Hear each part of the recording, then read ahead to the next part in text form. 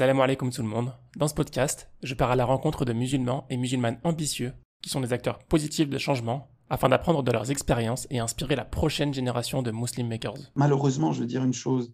Moi, quand je vais à des conférences sur la Palestine, il n'y a que des vieux blancs de 40, 50 ans, 60 ans de la FPS, Action France-Palestine Solidarité, qui sont là, quoi. Où est-ce qu'on est? Où nous, est-ce qu'on est en tant que jeunesse musulmane en France pour les Palestiniens? Où? On est présent, voilà, pendant quelques jours. Et ensuite, dès que les tensions ne sont plus là, eh ben, on retourne à notre vie normale, on change de photo de profil et on attend la nouvelle effusion de sang pour crier notre colère. Dans cet épisode, j'accueille Yanis Arabe, doctorant à l'Université de Montréal sur l'immigration algérienne en Palestine. Yanis est très actif pour la cause palestinienne. À seulement 27 ans, il a déjà écrit 2 livres à ce sujet. Lors de notre échange, Yanis nous raconte d'où lui vient cet intérêt prononcé pour la cause palestinienne, les recherches qu'il effectue actuellement, et nous aide à décrypter la situation actuelle en Palestine et les actions concrètes que chacun peut entreprendre pour contribuer à son niveau. Si demain tu es face à un sioniste avec ses arguments, qu'est-ce que tu vas dire? Vive la Palestine libre. Qu'est-ce que tu vas lui dire? Comment est-ce que tu vas déconstruire ces mensonges? Il faut d'abord les connaître, donc il faut lire. Si ce n'est pas déjà fait, je t'invite à rejoindre les groupes Instagram et Telegram Muslim Makers. Les liens sont en description. Bonne écoute. Salam alaikum wa rahmatullah, Yanis. Alaykoum salam, Abdelrahman. Comment vas-tu? Alhamdulillah, et toi? Très bien, très bien. Aïd Mubarak. Aïd Mubarak, kul aam wa anta bi khair, et à toi et à toute ta famille. Merci toi aussi. Et merci encore pour cette invitation. Je t'en prie. J'en profite pour dire Aïd Mubarak à tous les auditeurs aussi, parce que je sortirai cet épisode ce week-end. Donc Aïd Mubarak à tout le monde. Que Dieu accepte nos efforts, Inch'Allah. Yanis, pour commencer, est-ce que tu pourrais te présenter, s'il te plaît? Oui, alors je m'appelle Yanis Arabe, j'ai 27 ans. Je suis étudiant à l'Université de Montréal, donc en doctorat d'histoire. Ma thèse porte sur les migrations algériennes en Palestine, sur les Algériens qui ont vécu en Palestine à l'époque contemporaine, donc entre 1830 et 1948. Voilà. Ok. Donc, tu es basé en France, à Grenoble, et tu fais ta thèse à distance? C'est ça, pour l'instant, ouais. Avec Ok. au-delà du Covid, c'est qu'on n'a pas de séminaire en présentiel pour ce trimestre-là. Donc ouais, je suis actuellement à Grenoble, donc au domicile familial. En tout cas, à côté de Grenoble, à Moirans, une petite commune. Ok, trop bien. Est-ce que tu peux nous parler un peu de ce que tu fais, de ton parcours, qu'est-ce qui t'a amené à faire cette thèse et à t'intéresser à la cause palestinienne et aux Algériens de Palestine? Oula, c'est tout d'abord, déjà par rapport à la question palestinienne, comment est-ce que je me suis intéressé? En tout cas, comment j'ai commencé à militer, parce que l'intérêt a toujours été là. Depuis qu'on est petit, en général, on a de l'intérêt pour la question palestinienne, pour les Palestiniens. Moi, depuis que je suis petit, voilà, je veux dire, c'est un peu notre biberon à tous, tu vois. Et bon, jusqu'à mes 20 ans, j'avais quand même quelques idées, mais c'était très flou, hein. Moi, à l'époque, je faisais que du basket. Et après mon bac ES, je suis allé en STAPS et ça ne me plaisait pas trop. Je me posais des tas de questions. Et je décidais de me réorienter donc, en fac d'histoire. Et donc, en 2014, le massacre à Gaza, puisque c'est un massacre, appelons-le ainsi, à Gaza, et comme débute le 8 juillet 2014 et finit le 26 août 2014. Donc, une guerre, selon Israël, qui avait pour but de détruire les tunnels reliant la bande de Gaza et aussi l'Égypte, mais aussi qui donne sur les territoires israéliens, mais qui avait pour réel objectif de détruire le gouvernement d'unité nationale qui avait été formé quelque temps auparavant entre le Hamas et le Fatah. Et donc, durant ce massacre, il y avait plusieurs manifestations, notamment à Grenoble et un peu partout dans la France.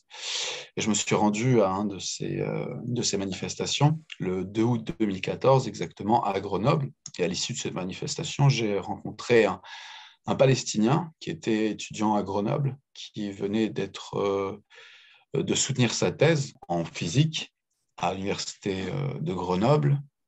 Et il était étudiant à Grenoble depuis 2009. Lui est né à Gaza en 1987, donc quelques mois avant l'intifada qui éclate le 11 décembre 87. Et donc, c'était l'une des premières fois que j'ai rencontré un Palestinien. J'avais 20 ans, j'étais à la fois hyper ému, hyper déstabilisé, etc. Et du coup, je l'ai invité à manger à la maison, donc chez mes parents, avec un ami. Et cette rencontre a marqué, on va dire, le prélude à mon engagement pour la question palestinienne, parce que cet ami est devenu véritablement un frère. Il m'a raconté ses mémoires à Gaza entre 87 et 2009, une période charnière dans l'histoire dite du conflit entre guillemets israélo-palestinien. Donc lui, né le 4 avril 87 à Gaza, donc quelques mois avant l'intifada, la première intifada qui éclate le 8 décembre 87 à Jabalia, un camp de réfugiés palestiniens à Gaza, et qui va faire l'effet d'une tache d'huile et embraser l'ensemble des territoires palestiniens occupés, donc Cisjordanie, Jérusalem-Est.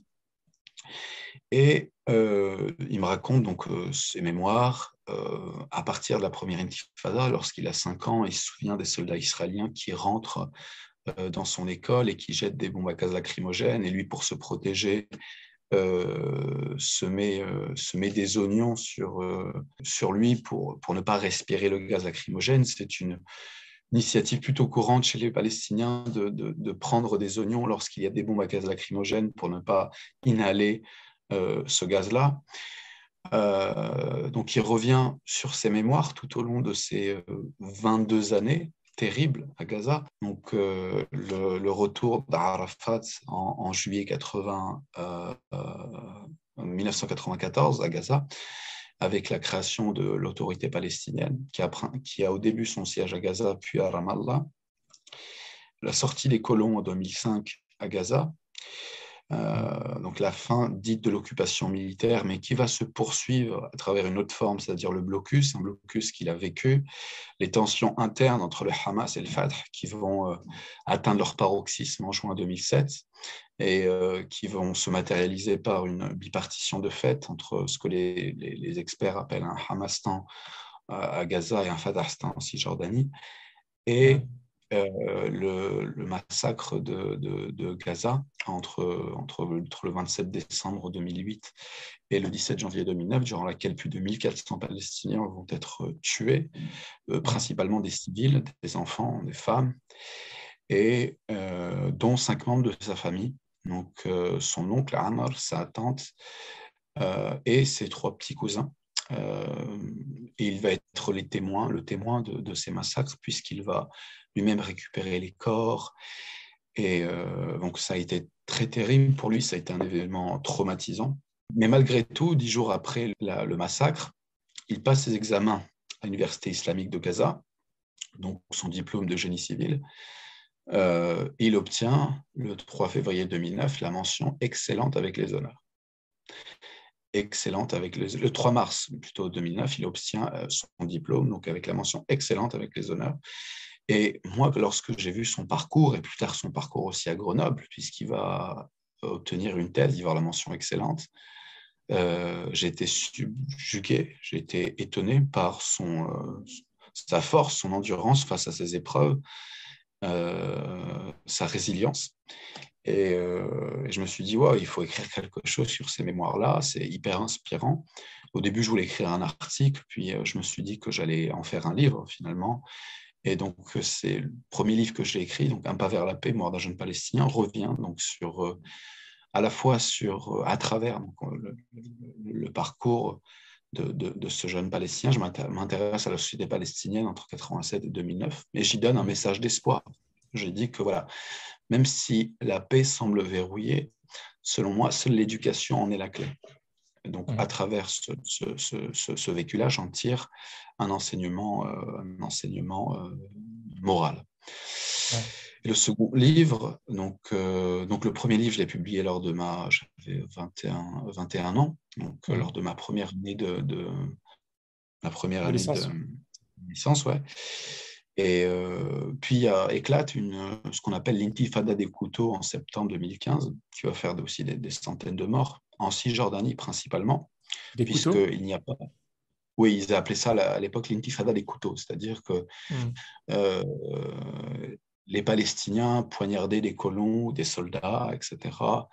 Et on a surnommé ça l'intifada des couteaux. Bon, c'est pas une intifada dans le sens où c'est une révolte palestinienne, mais c'est pas une grande intifada comme la première et la seconde, c'est-à-dire la première entre 87 et 93 et la seconde entre septembre 2000 et environ 2005. Et donc, face à ces événements-là, à cette intifada des couteaux, et toujours, même à l'époque, pareil aujourd'hui, une désinformation totale, où on taxe les Palestiniens de terrorisme, où on inverse les causes et les effets, où on parle d'opérations de représailles, de Pegulot Tagmoul en hébreu, on impute la responsabilité aux dirigeants palestiniens, voire même aux Palestiniens, on met sur le même pied d'égalité le colon et le colonisé.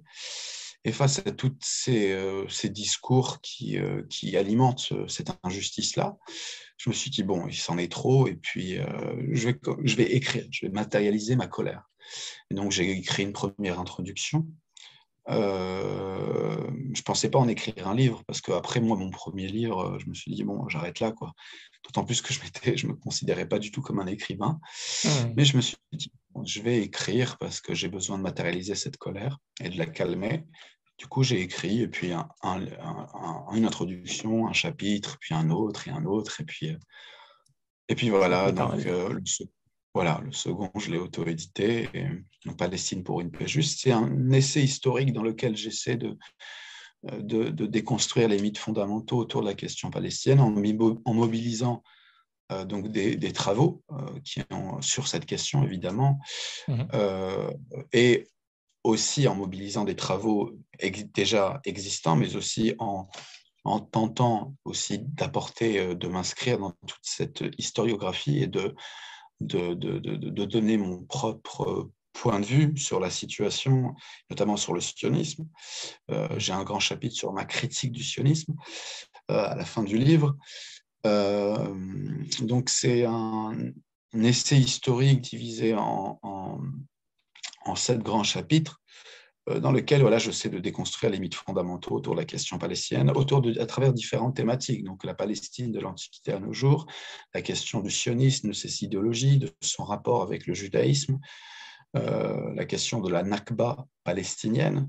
Est-ce que les Palestiniens ont fui délibérément sous l'appel des dirigeants arabes en 1948 ont-ils été chassés? Donc, je reviens brièvement sur cette partie, mais très importante, puisque là encore, on le voit aujourd'hui, la question des réfugiés récemment a été oblitérée, même dans l'actualité. La question de Gaza, de son âge d'or, un grand chapitre sur Gaza, de son âge d'or à son blocus, un chapitre sur la colonisation israélienne des territoires palestiniens, de 67 à 2016. La question notamment de la critique d'Israël est-elle légitime ou est-ce qu'on a le droit de critiquer Israël? Donc c'est une question que je me pose, à laquelle je réponds à travers différentes sous-parties. Et un autre chapitre sur Tsahal, l'armée israélienne, où je démonte là aussi les mythes fondamentaux autour de Tsahal comme l'armée la plus morale au monde, en mobilisant notamment des témoignages d'anciens soldats israéliens que j'ai... que tu as rencontré ou que tu as trouvé Ah non, je n'ai pas rencontré des soldats israéliens, même si j'ai appris l'hébreu et que j'ai déjà parlé à des Israéliens, mais j'ai tu parles pas... hébreu? Tu comprends l'hébreu? Oui, je parle et j'ai déjà fait des vidéos d'ailleurs où j'avais adressé un message à Netanyahou qui avait fait à l'époque 500 000 vues, je pourrais te la montrer. Ok, je veux Euh, bien. ouais, et du coup, non, c'est des témoignages que je mobilise, que j'ai retrouvé dans un livre très intéressant qui s'appelle Le Livre noir de l'occupation israélienne, publié par les éditions Autrement en 2013, préfacé par Ziv Sternel, un historien, un intellectuel israélien qui se considère comme sioniste.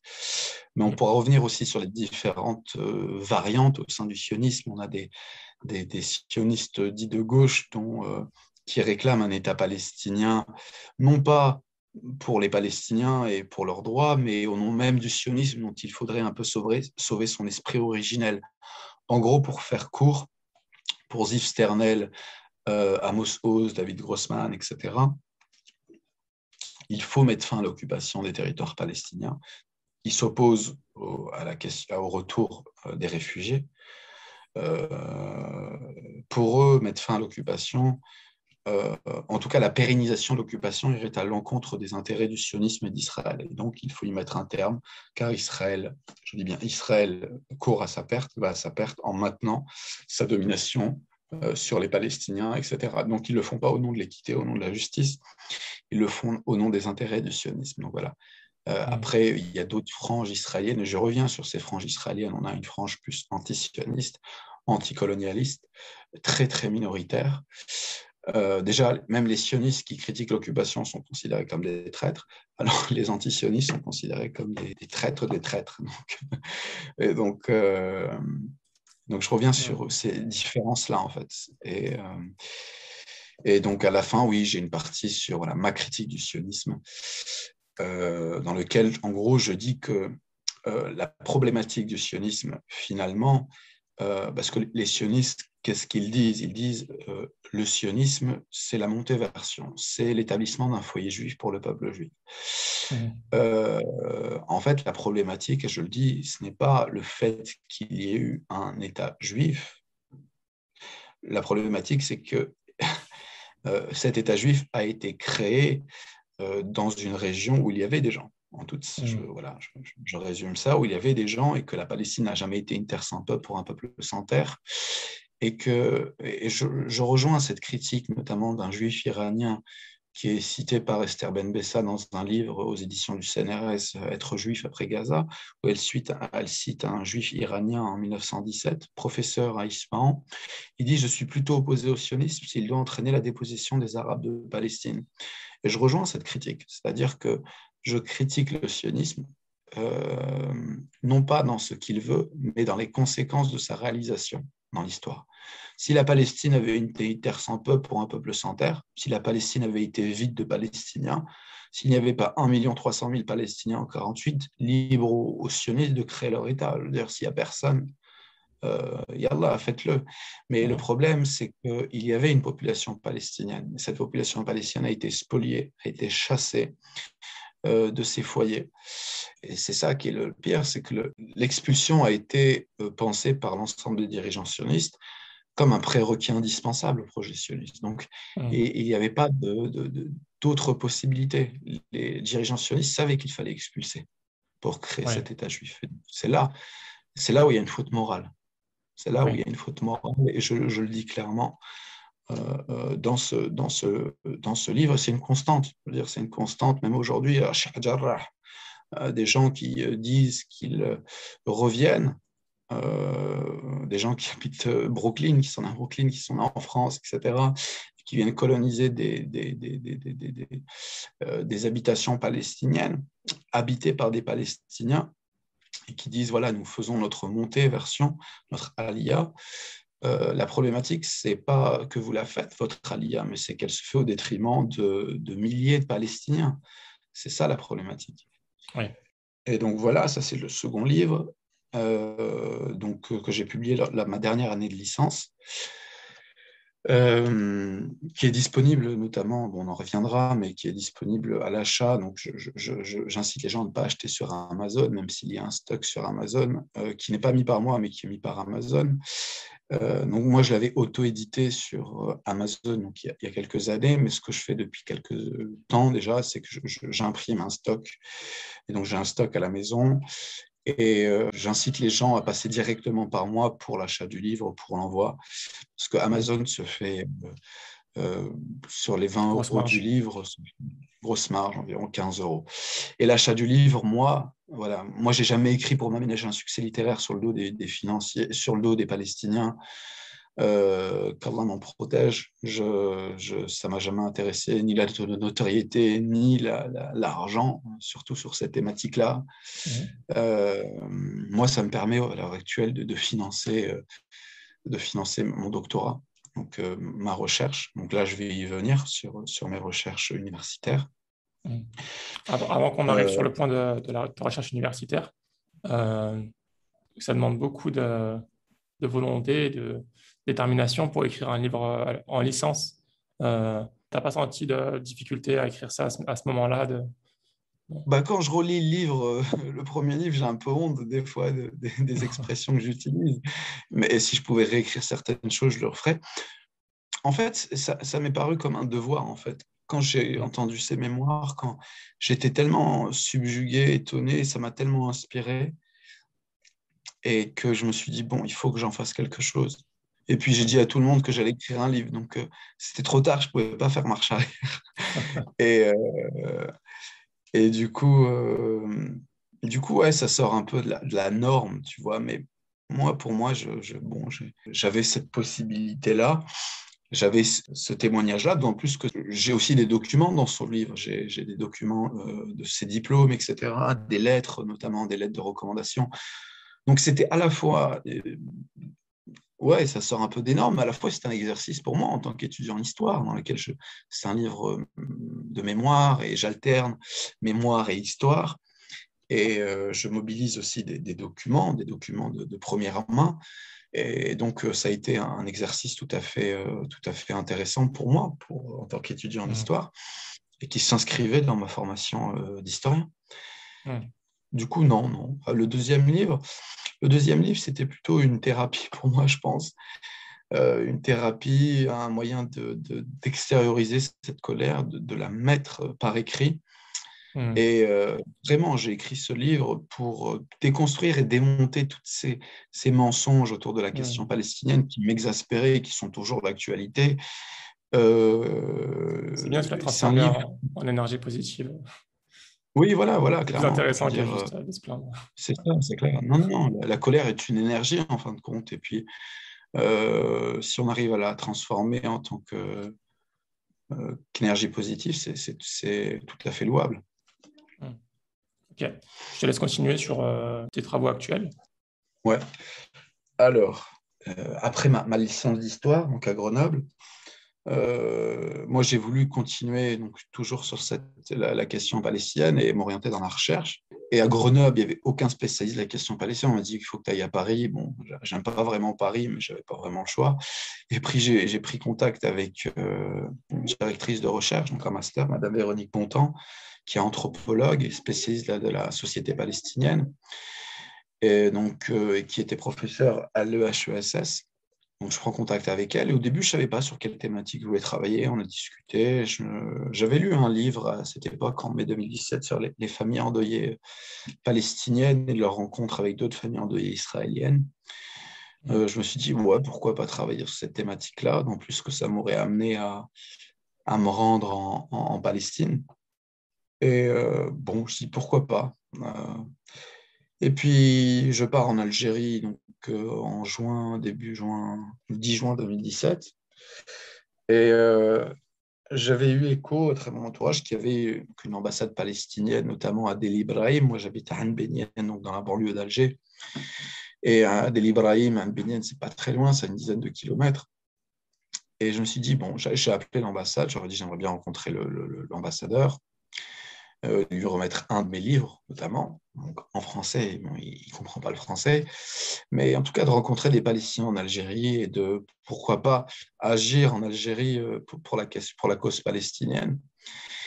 Parce que je voyais qu'en Algérie, on y reviendra après, qu'il y avait une telle passion pour les Palestiniens, mais que cette passion, des fois, paralysait nos actions. Et j'avais besoin d'agir en conséquence et entre guillemets, de pouvoir remédier à cela, si on veut, en tout cas en apportant ma pierre à l'édifice, si je pouvais. Donc, je me suis rendu à cette ambassade palestinienne où j'ai rencontré donc, des Palestiniens. Oui. L'ambassadeur m'a invité pour un ftour et j'étais très étonné de découvrir donc, de nombreuses familles palestiniennes qui vivaient en Algérie soit depuis l'indépendance ou récemment, mais surtout depuis l'indépendance, donc des anciens notamment militants, des anciens professeurs qui sont restés en Algérie, puisque les autorités algériennes, au moment de l'indépendance algérienne, ont recruté parmi les Palestiniens des coopérants arabophones. Donc, il y avait environ plus de 1500 à 2000 enseignants palestiniens, tout en Algérie, dans toute l'Algérie, dans les 48 wilayas avant 1990. Une grande partie d'entre eux sont retournés dans la société palestinienne ou dans les pays voisins après les accords d'Oslo. Donc, voilà. Et ensuite, certains sont restés. Donc, il y a environ 200 enseignants palestiniens qui sont restés en Algérie. Et des militants, des étudiants, mais les étudiants, c'est une communauté un peu renouvelée. On a plus centaines d'étudiants qui viennent en Algérie chaque année, d'autres qui repartent, etc. Et donc, voilà, et donc, il y a environ plus de 6000 Palestiniens qui vivent en Algérie aujourd'hui. Et donc, le consul, l'ambassadeur m'a dit, bon, pourquoi pas ne pas écrire sur les Palestiniens en Algérie. Et je lui dis, écoutez, pourquoi pas, il faut que j'en parle à ma directrice de recherche. Mais je lui dis que moi, ça serait un grand honneur, d'autant plus qu'il n'y a jamais eu d'études empiriques sur ces expériences palestiniennes en Algérie. Donc, pour moi, c'était aussi un défi scientifique, une aubaine aussi. Et donc, j'ai appelé ma directrice, je lui ai dit, voilà, je veux travailler sur les Palestiniens en Algérie. Elle était d'accord, très intéressée. Donc, ma première enquête de terrain en Algérie, entre le 14 septembre 2017 et le mi-octobre 2017. Tous les jours, je me rendais à l'ambassade de Palestine à Tel Ibrahim. Je rencontrais des familles palestiniennes, donc à l'ambassade, dans la salle d'attente, des étudiants. Et au cours de mes enquêtes, j'ai pu rencontrer notamment des Falastiniyin min usul jazairiya, comme il se disait. Nous sommes des Palestiniens d'origine algérienne. Donc moi, au début, je me posais la question, je me dis, mais comment ça, Palestiniens d'origine algérienne, vos parents sont mixtes, enfin, oui, si vous êtes issus d'un couple mixte, d'un mariage mixte, c'est-à-dire un Palestinien et généralement une Algérienne. C'était très courant, enfin, très courant. La norme, c'était l'endogamie, si on veut, c'était les mariages entre Palestiniens, mais il y avait des mariages mixtes. Et moi, je pensais quoi là, leur mère était algérienne et leur père palestinien. Ils disaient non, non, nous ne sommes pas, nos parents sont algériens, nos grands-parents sont algériens. Nous sommes des Algériens, des Palestiniens d'origine algérienne. Nous sommes nés en Syrie, au Liban, etc. Et nos arrière-grands-parents, grands-parents ont quitté l'Algérie au moment de l'occupation. Et ils ont pris refuge, ils sont installés en Palestine et ils ont été de nouveau chassés en 1948 avec les Palestiniens. Et nous sommes revenus après l'indépendance, au 62, ou encore récemment après la guerre en Syrie. Et nous sommes là en Algérie. Et je vois un militant, je vois un autre. Je dis, waouh, c'est très intéressant, mais j'avais quand même, je sais pas, pour moi, c'était des Palestiniens. Ils parlaient le dialecte palestinien, ils étaient travaillaient à l'ambassade de Palestine. Je ne voyais pas ce qu'ils avaient d'algérien, en fait. Je ne voyais pas cette singularité. Mais je les croyais, évidemment. Je veux dire, leurs grands-parents étaient algériens, ils ont été chassés, etc. Très bien. Sauf qu'un jour, je me rends donc à Sidi Fraj, qui est donc un centre d'accueil pour réfugiés palestiniens et syriens, donc à 15-20 km à l'ouest d'Alger, en direction de Tipaza. Et j'y vais, et là, je rencontre une personne âgée qui est née en 1942 en Palestine. Il montre sa carte d'identité algérienne. Bon. et il me dit, moi, je suis algérien. Je dis, OK. Et le pire, c'est qu'il se met à parler en kabyle. Je suis moi-même kabyle, donc je comprends. Il se met à parler en kabyle. Il avait des difficultés à parler parce qu'il avait... il s'était fait opérer, je pense, la trachée. Il avait beaucoup de mal à communiquer, mais il comprenait le kabyle lorsqu'on lui parlait. Et du peu qu'on entendait, il parlait un kabyle très, très, très bon, quoi. Alors qu'il est né en Palestine en 1942, il a vécu ça, après 48 en Syrie. Mhm. Et donc, c'est à partir de ce moment-là que je me suis rendu compte que oui, ce sont bien des Algériens et que, bon, et que d'un côté, tout dépend des expériences. On a une érosion de la langue chez certains au profit du dialecte arabo-palestinien, alors que d'autres ont pu garder leur langue d'origine, le tamazight, notamment pour les émigrés kabyles, puisque la majorité des Algériens qui ont pris refuge en Palestine étaient kabyles, surtout dans le milieu rural. Dans les villes, c'est un peu un grand mélange. On a des Algériens de Kabylie, de la Grande Kabylie, des Algériens de l'Est, des Algériens de l'Ouest, des Algériens du Sud. Et voilà. Ok. Euh, d'accord. Donc, ton travail actuel, il porte sur les transferts, les voyages, les exodes entre les Algériens et les Palestiniens. C'est ça. C'est ça. Et en tout cas, ça, c'était mon étude de master. Donc, ma thèse, actuellement, c'est sur les Algériens qui ont vécu en Palestine à l'époque contemporaine, Ok. euh, c'est-à-dire depuis l'indépendance, depuis le début de l'occupation en Algérie française, 1830. Les bandes chronologiques ne sont pas encore à ce stade, je suis en première année, bien déterminées, mais c'est surtout cette période-là, 1830, 1948, 1962. Donc, je m'intéresse aux migrations algériennes vers cette région et surtout vers la Palestine, l'ancrage algérien en Palestine, Mhm. et jusqu'en 1948. Donc il y avait environ 5000 Algériens en 1948 qui ont été chassés vers les camps de réfugiés par la suite avec le peuple palestinien, donc vers le Liban, la Syrie, la Cisjordanie, Mhm. la Jordanie. On a tout un matériel archivistique sur ces émigrés algériens, dans la mesure où parmi ces Algériens, il y avait beaucoup d'Algériens qui étaient protégés français, Mhm. c'est-à-dire qui étaient inscrits dans les ambassades françaises, donc dans la région, donc en Palestine, à Safad et Tibériade, à Jaffa, Haïfa, Al-Quds, Jérusalem. Donc, c'est les Et Algériens pendant la colonisation française qui étaient en dehors de l'Algérie, qui étaient sous protection de l'État français, en théorie. sous protection, en théorie, parce qu'ils ne vont pas être protégés en 48, ils vont être chassés. Ouais. Mais bon, c'est une thématique très, très, très vaste, la question même de l'immatriculation, puisqu'on a des gens qui sont immatriculés parce que leurs parents étaient immatriculés ou parce que voilà, pour leurs intérêts. Et donc, parmi ces Algériens vont être chassés.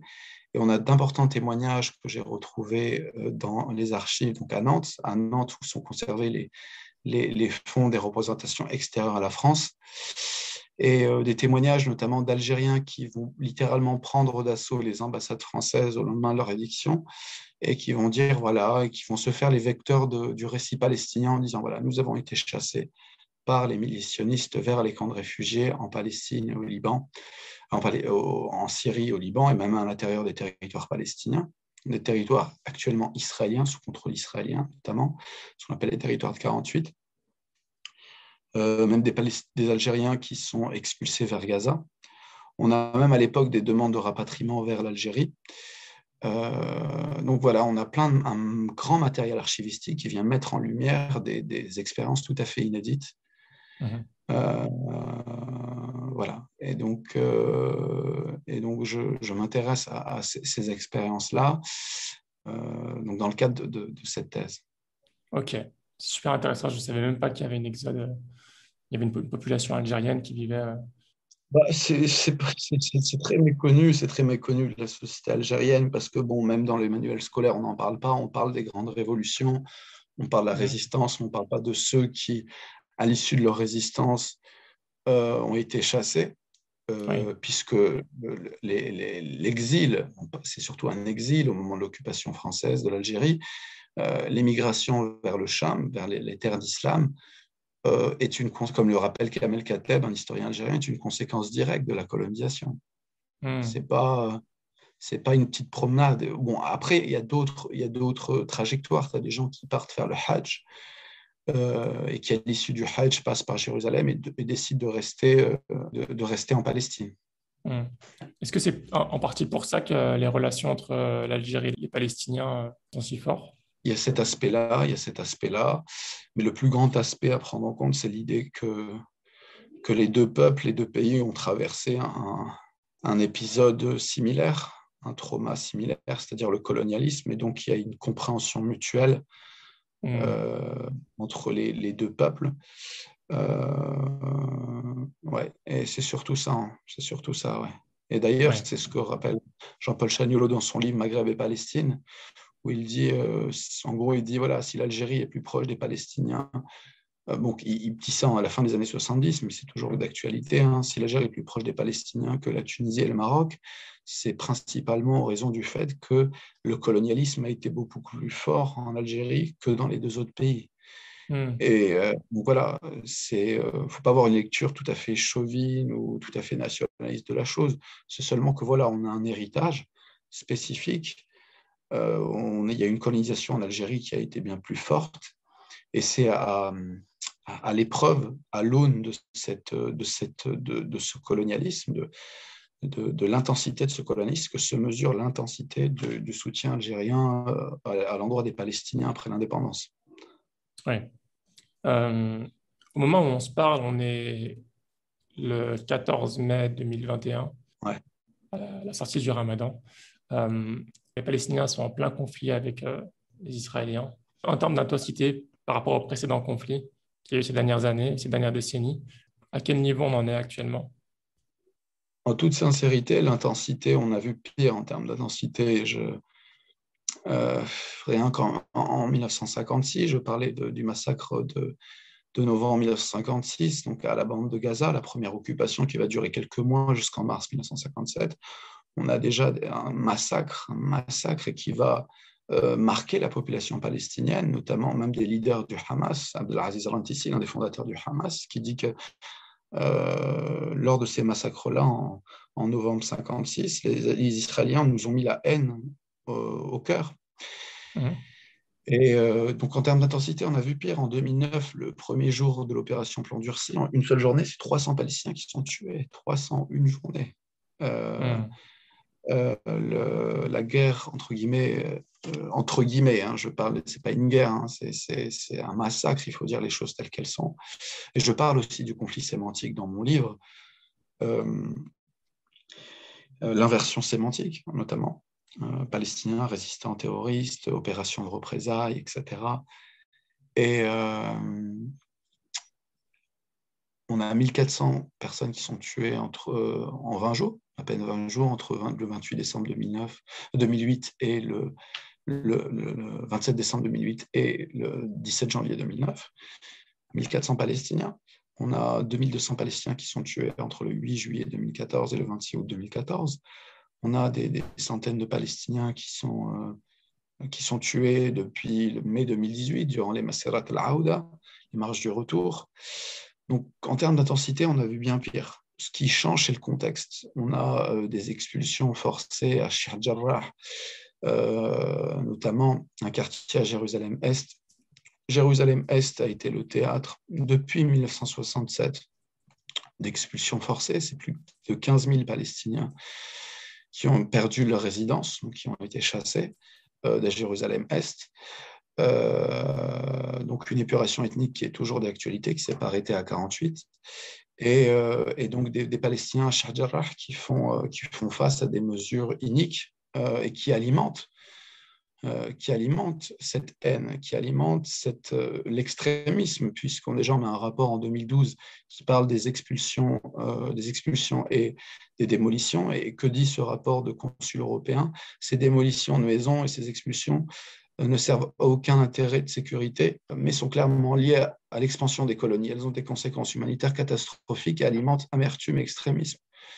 Et évidemment, Sheikh Jarrah, mais aussi les provocations à Al-Aqsa ont provoqué récemment ces escalades, ce qu'on appelle les escalades de violence donc, en Palestine, notamment à Gaza, où le Hamas, qui a voulu rétablir cette unité entre la Gaza et la Cisjordanie et Jérusalem, a décidé de répliquer, et légitimement, dans la mesure où le droit international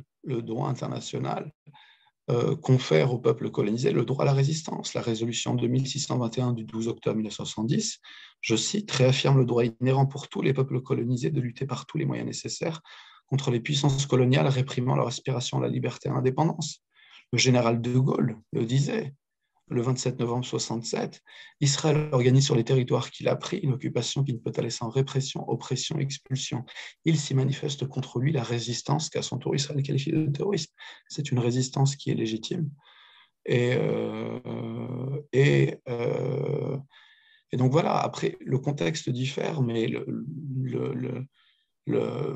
l'intensité, c'est une...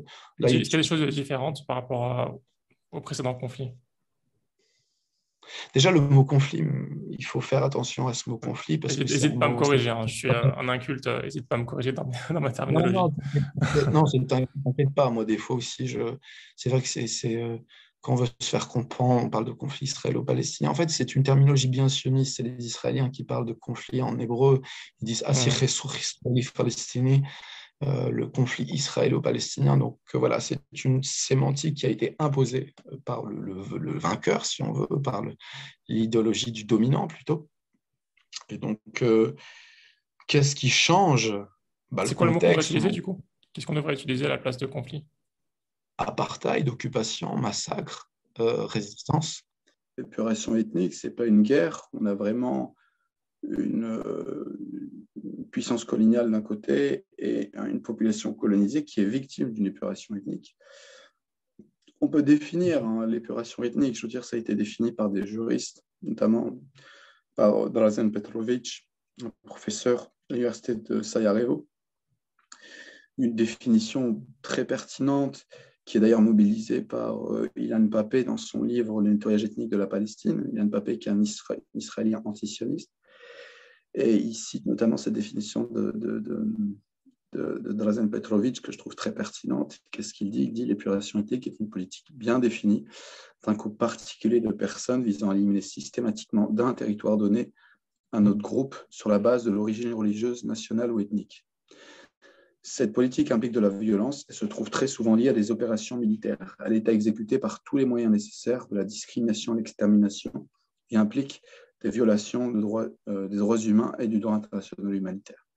Et donc, c'est une définition que Drazen Petrovic établit, et non pas pour la question de Palestine. À la base, il s'intéresse, lui, au conflit en Europe de l'Est, au nettoyage notamment ethnique en Europe de l'Est.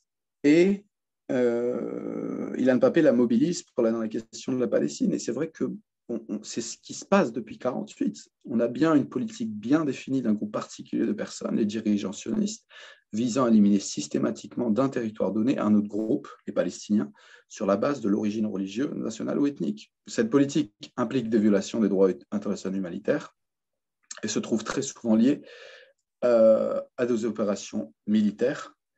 Et ces gens-là sont prêts à aller jusqu'au bout de l'extermination, donc des massacres notamment.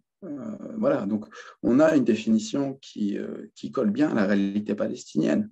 Donc le but notamment des sciences sociales, donc c'est pas un langage militant. Quand on dit ouais les Palestiniens sont victimes d'un nettoyage ethnique, non, c'est un langage empirique, scientifique. C'est une réalité qu'on observe et on observe et on essaie de définir cette réalité à travers des mots. Voilà. Donc c'est ça qui différencie l'idéologie de l'empirisme du scientifique, c'est que l'idéologie, on va dire, bon, allez, on va dire tout et n'importe quoi, et on ne va pas pouvoir justifier les termes qu'on utilise par rapport à la réalité. On va dire qu'il y aura toujours un hiatus, un fossé, c'est ça l'idéologie, entre la réalité et les mots qu'on utilise. Alors que là, non, on a des mots qu'on utilise, mais qui décrivent une réalité qui est concrète. Il y en a une occupation, on a une colonisation, qui est illégale. Je rappelle, illégale. La colonisation des territoires palestiniens est illégale. Les résolutions 446 du 22 mars 1979, 452 du 20 juillet 1979, 465 du 1er mars 1980 du Conseil de sécurité de l'ONU. Qu'est-ce qu'elle dit? Elle stipule que la politique d'Israël au sujet de l'établissement de colonies peuplement dans les territoires palestiniens occupés n'a aucune validité juridique et constitue une violation de la 4e Convention de Genève relative à la protection des personnes civiles en temps de guerre et invite le gouvernement et le peuple israélien de cesser de manière urgente la construction, la création et la planification de colonies peuplement dans les territoires palestiniens occupés, et y compris Jérusalem. Donc, ce que l'on voit à Sheikh Jarrah, on entend des gens, est-ce qu'on a des crimes de guerre? Ben oui, ce sont des crimes de guerre à Sheikh Jarrah.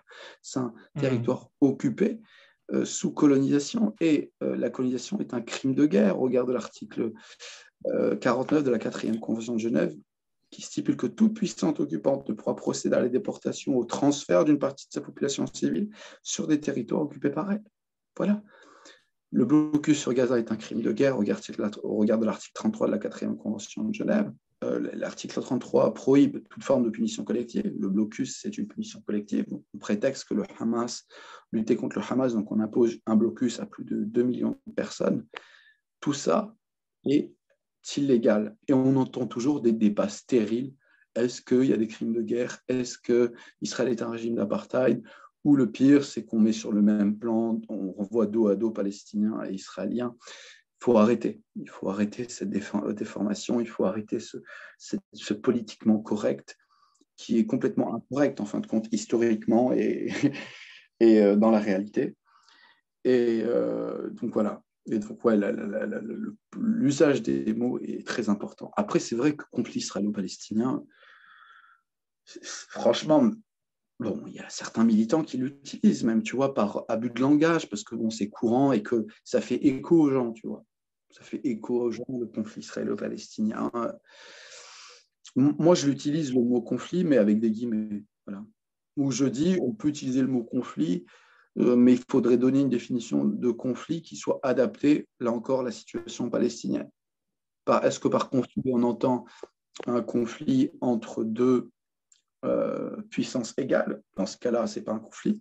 Ou est-ce que par conflit, on entend une population colonisée, une puissance coloniale qui réprime une population colonisée à son aspiration à la liberté et à l'indépendance? Dans ce cas-là, on parle d'un conflit asymétrique. On précise la nature de ce conflit. Bon, voilà. Tu peux nous rappeler un peu comment est-ce que le gouvernement d'Israël légitime cette occupation et l'expansion de son occupation? Il légitime à travers 3 moyens, j'en parle dans mon livre. Il utilise la Bible, le récit religieux, pour légitimer sa domination territoriale sur des territoires qui sont considérés comme occupés. La Cisjordanie, Jérusalem-Est, Gaza sont occupés, au regard du droit international. Israël parle non pas de Cisjordanie, elle parle de Yehuda Veshomron en hébreu, donc de Judée et Samarie. Elle considère que ce sont non pas des territoires occupés, mais des territoires libérés depuis 1967. La colonisation n'est pas une colonisation, selon elle, c'est une implantation. Ce sont des implantations juives en Judée et Samarie. Et dans la plateforme du Likoud, on peut voir au sujet des colonies, des implantations selon eux. Voilà, les implantations juives en Judée et Samarie sont l'expression du droit irréfutable du peuple juif à disposer de la terre d'Israël. Donc pour elle, c'est la terre d'Israël, c'est les anciens royaumes juifs à l'époque de David et de Salomon qu'elle veut rétablir. Mais on a ici une utilisation du religieux pour légitimer une domination territoriale et illégale. Voilà tout. À la base, les sionistes ne sont pas des religieux. D'ailleurs, Israël le savait déjà. Et d'ailleurs, beaucoup d'idéologues sionistes au début du XXe siècle disaient, voilà, parce qu'au départ, j'en parle dans mon livre, au départ, il y a eu beaucoup de questionnements par rapport au foyer juif. Certains pensaient à l'Argentine, d'autres l'Ouganda, et puis la Palestine paraissait une meilleure option. Pourquoi? Parce que, et Herzl le dit dans son livre L'État des Juifs, Théodore Herzl, le fondateur du sionisme politique, il dit la Palestine représenterait un cri de ralliement pour le peuple juif. Et donc, puisque la Palestine est le centre spirituel du judaïsme. Mais, comme le rappelle Michel Abitbol, un historien juif, il dit, voilà, mais les juifs de France, mais les juifs en général, ont toujours pris soin de distinguer entre leur attachement pour la Terre Sainte, légitime, et leur antipathie pour l'idéologie nationale. C'est-à-dire que voilà, nous sommes attachés à la Palestine comme centre spirituel du judaïsme, et que pour nous, juifs français, européens, américains, au début du XXe siècle, il est inconcevable que nous nous rendons dans un pays qu'on considère comme étranger. Et d'ailleurs, Oui, la majorité des juifs qui fuient, les pogroms, qui fuient les actes antisémites, prennent refuge en Amérique du Nord et non en Palestine. oui, On a un autre moyen pour légitimer ça, c'est la Shoah. La Shoah, l'Holocauste donc des Juifs, le génocide des Juifs, j'en parle dans mon livre. Je dis deux choses. Premièrement, que la Shoah est un événement tragique, non seulement pour les Juifs, mais pour l'humanité, et que sa commémoration est légitime, au même titre que d'autres génocides.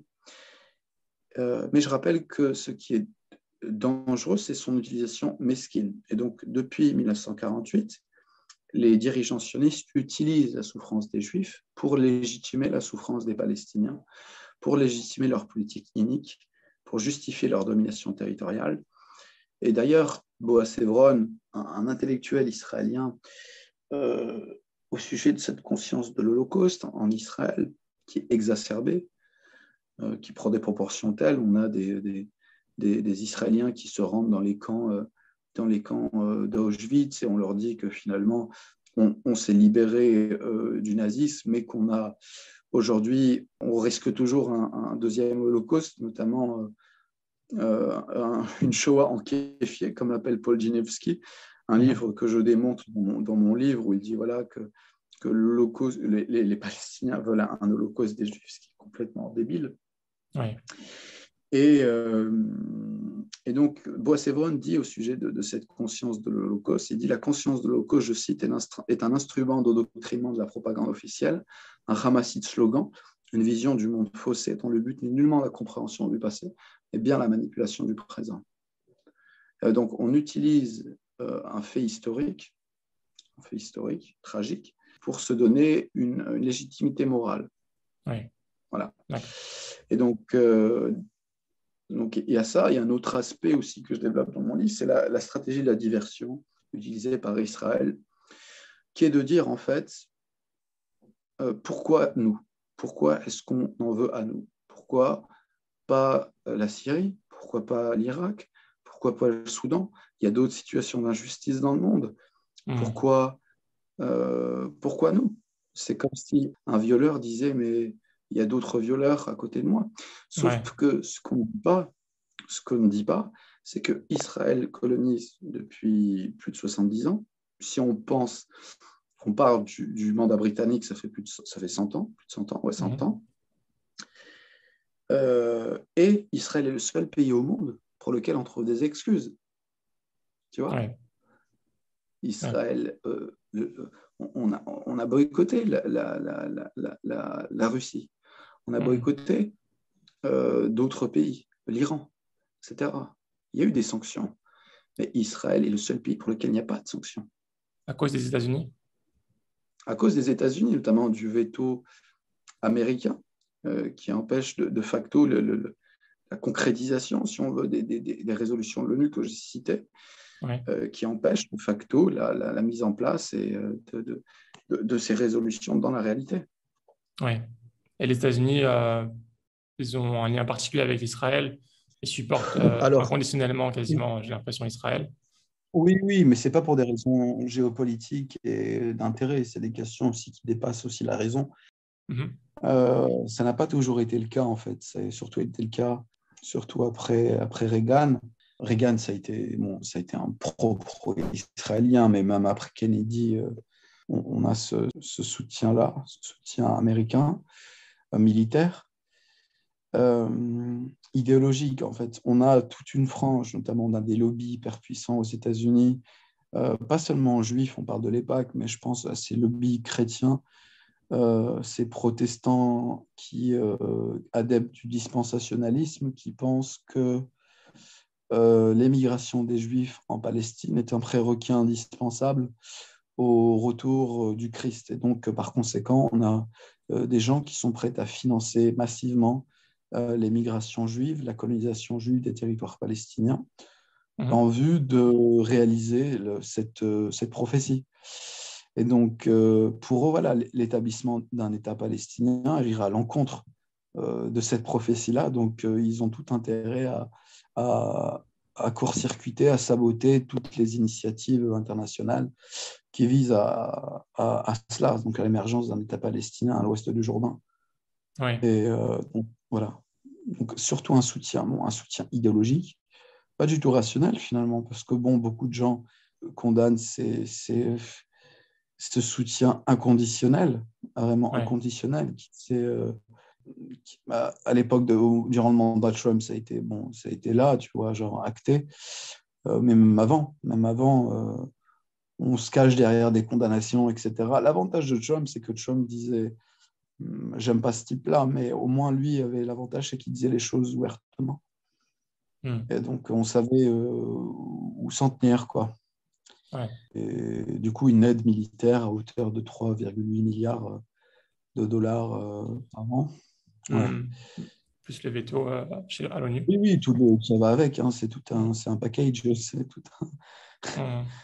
petit d'abonnement, mais ouais. Okay. Ouais. Actuellement, qui sont les plus gros alliés de la Palestine? Dieu. Franchement, les plus gros alliés, je dirais, c'est avant tout les peuples, tu vois, les peuples. Et puis, je pense à l'Algérie, mais moi, je suis contre le système en Algérie, tu vois, je ne me cache pas. J'ai une grande animosité pour ce système qui est un système inique. D'ailleurs, il y avait un intellectuel qui disait qu'est-ce que le pire? Est-ce que c'est la colonisation, l'occupation, la tyrannie ou la dictature? Il disait c'est du pareil au même. Et je pense que il n'y aura pas de libération de la Palestine tant que le Maghreb sera sous des régimes iniques, par exemple. Et donc, voilà, donc ça, c'était la parenthèse. Mais j'en suis convaincu de ma part. Pour ce qui est des alliés, bon, il y a l'Iran. Il y a l'Iran. En tout cas, dans la politique, il y a l'Iran, l'Algérie, les pays du Sud, notamment l'Amérique du Sud. L'Afrique du Sud, c'est autre chose parce que l'Afrique du Sud entretient des relations avec Israël. On a des peuples qu'on oublie parfois, donc en Écosse, en Irlande. Donc, c'est pas seulement que des soutiens arabo-musulmans. Parfois, ces gens-là ont parfois plus de dignité que certains, et que beaucoup de dirigeants arabes et musulmans. Mais les peuples, oui, Dieu et les peuples. Dieu et les peuples, je dirais, en toute humilité, mais ouais. Une question d'une auditrice qui m'a été posée dans le groupe Telegram. Comment sortir de la réaction seulement émotionnelle et quelles actions peut-on mener sur le long terme en faveur de la paix?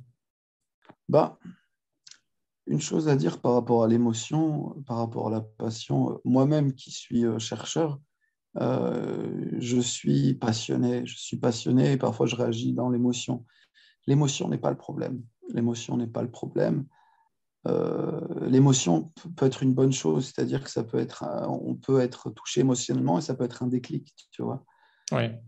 Oui, c'est vrai que bon, c'est une vraie bonne question dans la mesure où j'avais écrit un post là-dessus où malheureusement, là, tout le monde a changé son profil Facebook, etc. C'est très bien, je veux dire, c'est très bien. Il y aura des manifestations, des rassemblements, même si je pense que les rassemblements sur le poids ne pèsent très peu. Par contre, ce qui peut être pas mal, et j'y ai réfléchi la dernière fois, en m'interrogeant sur la nécessité, l'intérêt des manifestations, c'est qu'il y a des rencontres qui se font à l'intérieur de ces manifestations. Moi, n'eût été la manifestation à Grenoble, je n'aurais jamais rencontré mon ami de Gaza et je n'aurais pas écrit mon premier livre et le second. Donc, il y a des rencontres qui se font au cours de ces manifestations, au cours de ces rencontres, au cours d'échanges. Et c'est très important d'échanger, d'informer sur cette question. Et donc, ce qu'on peut faire pour sortir de ces émotions qui nous paralysent, c'est peut-être de trouver quelque chose qui inscrit un effort permanent ou qui, par échéance, par exemple, donner de l'argent à un orphelin, par exemple. Et je dis ça parce que chaque personne est différente. Moi, j'ai écrit, moi, je fais des études, mais je sais que ce n'est pas tout le monde qui peut le faire. Oui. D'autres ont d'autres qualités, compétences. Il y a des choses, il y a des gens qui vont pouvoir danser, il y a des gens qui vont crier, il y a des gens qui vont prendre le micro dans la rue, etc. Et chaque personne a ses propres compétences. Il y a des personnes qui vont réaliser des vidéos, il y a des personnes qui vont... voilà, je blâme pas toutes ces initiatives, elles sont bonnes à prendre. Je pense que l'une des choses qu'il faut faire, c'est s'informer sur l'histoire, sur qu'est-ce que le peuple palestinien, avoir des arguments et qu'on devienne, nous tous, des porte-paroles et des défenseurs des droits du peuple palestinien. Je ne dis pas qu'on doit devenir tous des militants ou qu'on doit écrire de livres ou faire de la recherche comme moi, c'est pas ça. Oui. Allah n'impose aucune charge, une charge supérieure à laquelle il ne peut supporter. Puis moi, Dieu a voulu que je fasse ça, d'autres font autre chose, donc c'est pas de l'arrogance ou autre, je fais ce que je peux. Mais voilà, il y a, je pense, malheureusement, et c'est ce que je dis à quelqu'un, si demain tu es face à un sioniste avec ses arguments, qu'est-ce que tu vas dire? Vive la Palestine libre. Qu'est-ce que tu vas lui dire? Comment est-ce que tu vas déconstruire ces mensonges? Il faut d'abord les connaître. Donc, il faut lire. Il faut lire, il faut comprendre comment la personne pense sans forcément souscrire à ce qu'il dit, mais essayer d'avoir une certaine distance critique. Donc, c'est ça la question. Il faut se poser des questions tout à fait logiques et simples. Est-ce que demain, je peux être le porte-parole, le défenseur des Palestiniens dans la rue, dans le public, dans une vidéo? On vit à l'heure des réseaux sociaux. Demain, il y a une vidéo et il y a un pro-israélien qui connaît à peu près la thématique et qui sait comment jouer sur l'émotion, parce qu'eux, ils sont très forts pour ça. Ils n'ont que ça d'ailleurs, l'émotion. Le rationnel, ils ne connaissent pas. Ou, voilà, ils vont, un peu comme Schopenhauer, ils vont trouver l'art d'avoir toujours raison. Mais bon, ce n'est pas parce qu'ils ont la rhétorique qu'ils ont le fond, quoi. Nous, on a le fond. Nous, déjà, on sait qu'on défend une chose juste. Mais il faut y mettre la forme.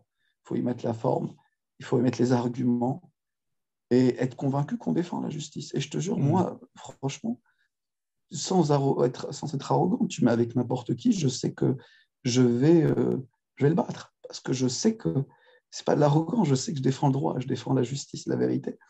Et ça, personne ne peut me l'enlever. J'en suis convaincu. Il faut qu'on soit convaincu de cela et qu'on lise, qu'on s'informe. Voilà, je pense que c'est surtout ça. Il y a une ignorance telle. Si je demande à quelqu'un c'est quoi la Nakba, si je demande à quelqu'un de placer Jérusalem sur une carte, alors que moi je suis une bille en géographie, mais j'ai fait ces efforts-là, tu vois. Je pense qu'on doit faire ces efforts-là à ce niveau. Donc, s'informer, devenir vraiment des porte-paroles, des défenseurs, tout à chacun, des droits du peuple palestinien. Et je pense que ça pourra jouer en autre conséquence. Et dépasser ce stade émotionnel qui nous paralyse. L'émotion est une bonne chose. Parce que, comme je te dis, ça peut être un déclic. Mais lorsqu'il n'y a que de l'émotion, ça devient paralysant. Ça devient paralysant. Ce qui est frustrant, c'est Après, au niveau des qu'on n'a pas... initiatives... Oui, voilà, je te laisse. Je sais que tu allais terminer, mais vas-y. Non, au niveau des initiatives, il y a le boycott, il y a des campagnes BDS qu'on doit suivre, il y a des associations qui sont actives. Malheureusement, je vais dire une chose, moi, quand je vais à des conférences sur la Palestine, il n'y a que des vieux blancs de 40, 50 ans, 60 ans de la FPS, Action France-Palestine Solidarité, qui sont là, quoi. Où est-ce qu'on est? Où nous, est-ce qu'on est en tant que jeunesse musulmane en France pour les Palestiniens? Où? On n'est pas là. On n'est pas là. Pas présent. Et on n'est pas présent. On est présent, voilà, pendant quelques jours. lorsque les tensions, mais bon, et ensuite, dès que les tensions sont plus là, eh ben, on retourne à notre vie normale, on change de photo de profil et on attend la nouvelle effusion de sang pour crier notre colère. Ouais. Je suis limite devenu froid face à toutes ces injustices, dans le sens où c'est devenu limite habituel. Genre, pour moi, ce qui se passe ces derniers jours, c'est affreux. Mais limite, j'ai carrément eu l'habitude de ça, tu vois. Je j'aurais pas ce saut émotionnel, tu vois. Je vais être dépité, je vais être triste, parce que oui, ça atteint un autre niveau, mais je sais que l'injustice, avant cela, était là. Je veux dire, en Cisjordanie, à Gaza, les réfugiés palestiniens, dont on ne parle pas, en exil, qui sont en Europe, qui sont enfermés, qui sont en Syrie, qui sont au Liban, qui vivent dans des conditions catastrophiques. Voilà, il y a aussi cette extraterritorialité, ces gens de l'extérieur, et qui souffrent de politiques aussi, voilà, de politiques qui avaient été établies en 1948 et qui ont des conséquences jusqu'à aujourd'hui, et qui vivent sous la férule de régimes arabes qui s'en contrefichent, malheureusement. Donc voilà ce que j'ai à dire. Et franchement, sans vouloir faire de la pub sur mon deuxième livre, Allah en est témoin. Moi, j'ai vraiment écrit le deuxième livre pour donner aux gens de la communauté et aux gens de ma génération, à la jeunesse en général, musulmane et non musulmane, des arguments. Et ça me tenait à cœur, tu vois. Genre, j'avais le cœur qui saigne quand j'écrivais, mais pour donner des arguments à tout à chacun, pour contrer ce discours sioniste, pour contrer cette propagande. Ça me tenait vraiment à cœur. Et des fois, je suis en colère quand je vois sur les plateaux télé des gens dire n'importe quoi ou des gens ne pas être assez durs, assez durs dans leurs arguments. Parce qu'il faut, quand on sait qu'on défend la justice, il faut y mettre le ton. Il faut mettre le ton. Je ne dis pas crier, c'est pas crier que je dis, c'est de mettre les mots, de mettre le ton, de mettre l'émotion. Parce que oui, on peut, dans la lutte, être dans l'émotion. Ce n'est pas un souci, l'émotion. C'est pas un souci. Bien au contraire, l'émotion, la colère, c'est un moteur. C'est un moteur. Mais il faut savoir la transformer en quelque chose de positif, en quelque chose de concret. Et ouais. D'accord. Juste pour revenir sur la partie de manifestation, participer à manifestation, moi j'avais entendu quelque part que un des effets qui on ne s'attend pas forcément, c'est que ça les réconforte de voir que leurs frères. Non, bien sûr que oui, non, sur l'aspect politique, sur oui, c'est l'aspect politique. Bah, ça dépend en fait, parce que on peut faire des grandes manifestations ou mettre la pression sur nos gouvernements pour une réaction. En fait, bon, ça a des conséquences quand même. Bon, il faut. En fait, sur le long terme, ça n'a pas de conséquences, je pense. C'est surtout ça. En 2014, ça a eu des conséquences parce que le gouvernement français avec toutes ces grandes manifestations nationales, il y a eu des pressions. Je veux dire, il y a des gens qui communiquent avec les autorités israéliennes. Voilà, nous, on ne peut pas gérer, il faut que vous arrêtiez votre massacre. Voilà, donc c'est très bien. Donc, ça peut éviter sur le court terme voilà, des massacres ou la continuation des massacres. Mais sur le long terme, c'est ça en fait la question, parce que c'est la question que posait la question qu'on posait, c'était est-ce que sur le long terme, et c'est ça qui compte sur le long terme, sur les droits des Palestiniens, ok, on va éviter une pérennisation d'une effusion de sang, mais sur le long terme, en termes de droits politiques, est-ce qu'une manifestation a ses avantages, a des conséquences? Je ne pense pas. Je ne pense pas. Et du coup, est-ce que tu penses qu'il y a des choses à faire sur le long terme? Ouais, comme je disais, s'informer, militer. Et ça se fait pas en quelques jours. Pas en quelques jours. Mais j'ai bien conscience que les gens ont leurs priorités, les gens ont leur famille, les gens, on ne peut pas tous devenir chercheurs, on ne peut pas tous devenir militants, ce n'est pas un souci. Ça. C'est pas, et par exemple, on a vu récemment avec la communauté des Ouïghours qui subit aussi des choses atroces, que certaines actions ont permis d'arrêter des contrats qui étaient prévus entre l'Union européenne et la Chine pour mettre pression. Et c'est pas possible de faire la même chose pour la cause palestinienne? Si, il y a des initiatives qui sont faites dans ce sens-là pour la fin des contrats européens, mais là encore, on parle d'Israël. Israël a une sorte de est protégé. Après, il y a des intérêts politiques. L'Union européenne n'est pas une union composée d'États neutres. Je veux dire, elles ont aussi leur propre politique, leur vision des choses, et qu'elles ont tout intérêt, pour certains, et notamment les États-Unis. Il y a aussi ça, les États-Unis critiquent, condamnent la répression des Ouïghours, mais ne va jamais le faire pour Israël, etc. Ouais. Bon, je m'interroge, je ne suis pas complotiste, mais quand même, on a plusieurs médias français qui ont relayé à juste titre, c'est très bien, la condamnation des Ouïghours, mais c'est quoi leurs intentions? Je parle des intentions, la réalité est là, et les intentions, là. Pourquoi est-ce qu'on n'a pas les mêmes choses pour les Palestiniens? Je te parle de certains médias français qui ne disent mot, ou qui, pire, qui parlent de la question palestinienne en renvoyant dos à dos palestiniens et israéliens. Pour moi, c'est la pire des choses. Je préfère le silence que nous parler d'un énième conflit israélo-palestinien avec les Israéliens et les Palestiniens qui ne sont pas contents et qui se bouffent la gueule. Tu vois ce que je veux dire? Je déteste ça. Je déteste cette bien-pensance, cette volonté de mettre sur le même pied d'égalité le colon et le colonisé. C'est comme si pendant la guerre d'Algérie, on disait, on renvoyait dos à dos Algériens et Français, ce qui est complètement stupide, et c'est ce qu'on faisait d'ailleurs. Parfois, on a l'impression que même dans les personnes qui supportent la Palestine, il y a des concessions qui sont faites dans les tournures utilisées, dans la manière de présenter les choses. Ouais. Bien sûr, bien sûr. Écoute, Yanis, on a fait le tour des questions des grosses questions que je voulais te poser. Je vais finir par quelques petites questions. Est-ce que tu as des recommandations de livres? Alors déjà, je mettrai tes 2 livres que tu as sortis en description.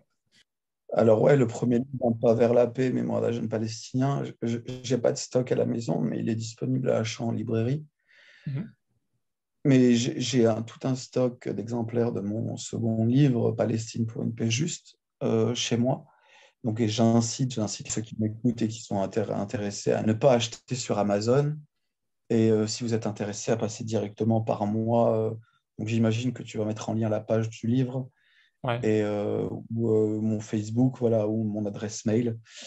Moi, ça me permet, franchement, d'informer les gens sur cette réalité-là, de donner un savoir et aussi d'alimenter un nouveau savoir, puisque l'achat du livre me permet de financer ma recherche, comme je l'ai dit, doctorale consacrée aux Algériens de Palestine. Donc voilà.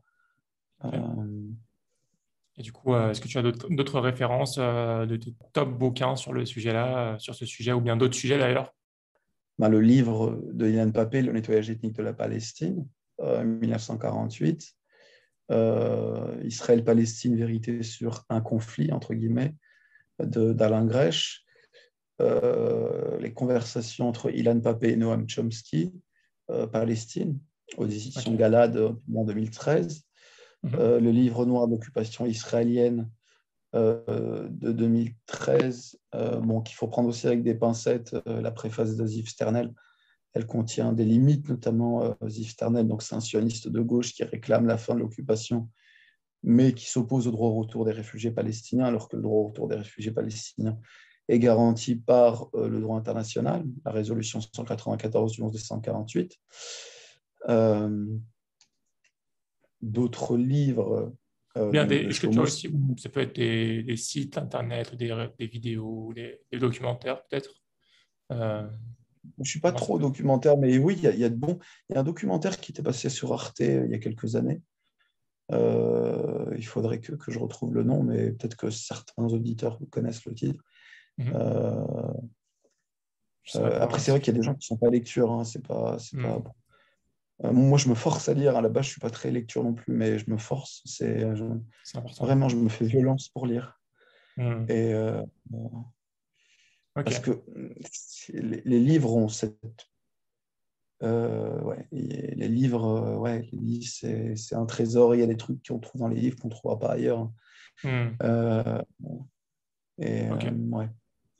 Mais d'accord. j'ai toute une bibliographie dans mon livre, Ok. dans mon dernier livre, Palestine pour une paix juste. Et finalement, comment on fait pour te suivre, te joindre? Ta page Facebook, j'imagine? Ma page Facebook, Yanis Arab, YA2ANISARAB, Ouais. ou mon adresse mail, ou voilà. C'est celle que je m'ai donnée? Je peux la mettre en Ouais, description? ouais, tu peux la Ok, mettre. ok, très bien. Bah, je mettrai ça en description, Inch'Allah. Barakallah fik, Yanis, je te remercie beaucoup. Bah, compliqué, Abdallah. C'est pas quelque chose qui nous rend heureux, mais il faut qu'on en parle. C'est quelque chose qui est important pour nous de s'informer. Et en C'est tout cas, clair. je te souhaite un bon courage pour la suite de tes travaux.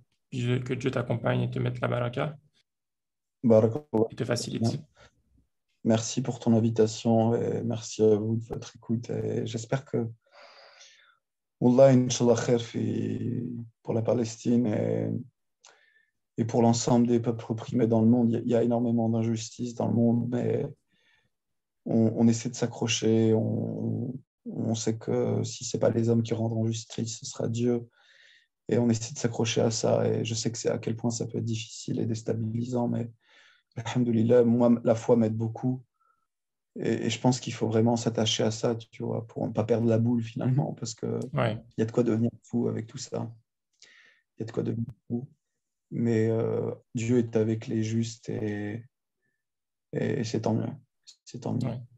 Ouais. Et franchement, je reste optimiste, malgré tout, sur ce qui se passe, parce que je sais que l'issue sera positive. Ouais. Il y aura un heureux dénouement et que rien n'est irréversible. C'est surtout ça qu'il faut Hmm. comprendre. Et c'est avec ce fatalisme qui est de dire que les Israéliens contrôlent le monde, les sionistes contrôlent le monde. Non, c'est Dieu qui contrôle le monde. Ouais. C'est lui qui contrôle les univers et il faut s'en remettre à ça. Clairement, moi, j'ai du dégoût Hmm. pour cette pensée-là qui est de dire qu'on ne peut rien faire, ils sont trop forts. Non, non, rien n'est impossible et la victoire nous appartient, Ouais. clairement. Ouais. On verra peut-être pas les fruits de nos efforts maintenant ou plus tard ou de notre vivant, on ne sait pas. Mais en tout cas, Dieu nous Non, non, demande non. juste d'agir comme on peut. Et puis, les conséquences, c'est Dieu qui décide quand est-ce il aidera, C'est il nous clair. aidera. Voilà. Je te remercie beaucoup, Yanis. À Merci, bientôt, je te remercie. Inch'Allah. Et salam alaikum. Alaykoum salam, Abdelrahman. Et j'espère vraiment que cet épisode t'a plu. Si c'est le cas, je t'invite à le partager à 3 personnes de ton entourage et à faire des invocations pour qu'Allah bénisse cette initiative. À bientôt pour un nouvel épisode, Inch'Allah. Salam alaikum.